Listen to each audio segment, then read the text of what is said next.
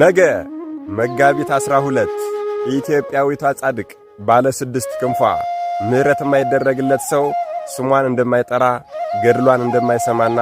ወደ እርሷ እንደማይጠጋ የተነገረላት ስጋሽን እንደ እናቴ ስጋ ቀድሼዋለሁ ስምሽንም እንደ እናቴ ስም አክብሬዋለሁና የአንቺን መቃብር የተሳለመ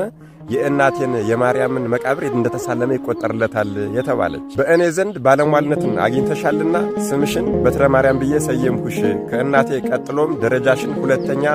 አደረኩልሽ አንቺን የሚወዱና የሚያመሰግኑ የተባረኩ ናቸው የተባለች የሰው ልጅ ድጋሚ ወደ ኩነኔና ወደ ኃጢአት እንዳይገባ ሰይጣንን ማርልኝ ያለች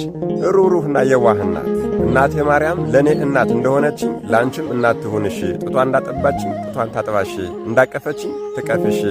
የተባለች መድኃኔዓለም ኢየሱስ ክርስቶስ ከፍቅሩና ከንጽህናዋ የተነሳ